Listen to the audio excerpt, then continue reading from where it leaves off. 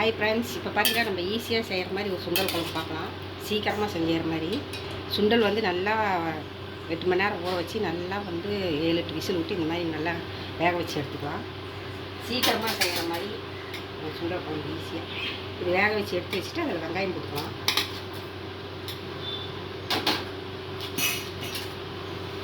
இடித்த பூண்டு ஒரு 7-8 பல் போட்டுக்கலாம்.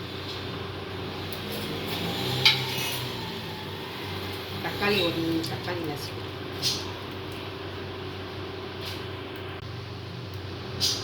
கத்திரிக்காய் போட்டுக்கலாம்.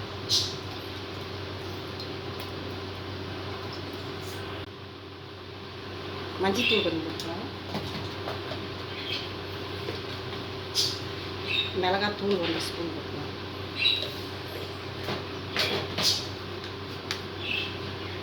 மல்லித்தூள் ஒரு 2 ஸ்பூன் போட்டுக்கலாம்.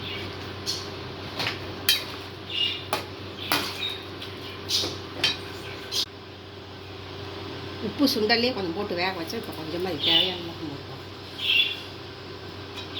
இது நல்லா வேகிட்டு வெந்தோடனே புளி ஊற்றி தேங்காய் ஊற்றி தாளித்து போட்டுக்கோம்னா குழம்பு ரெடி ஆகிடும். சீக்கிரமாக செஞ்சாலும் இந்த மாதிரி வச்சோம்னா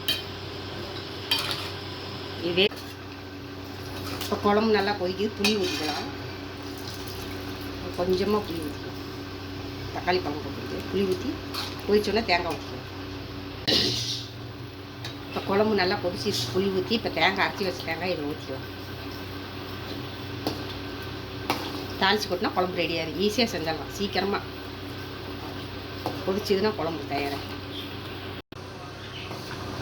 இப்போ குழம்பு கொதிச்சிருச்சு, அடுப்பு ஆஃப் பண்ணிடலாம். தாளித்து கொட்டிடலாம். இப்போ பெருங்காயத்தூள் கொஞ்சம் போட்டுக்கலாம்.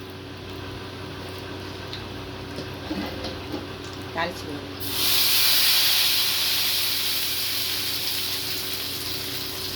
குழம்பு ரெடி ஆகிடுச்சு.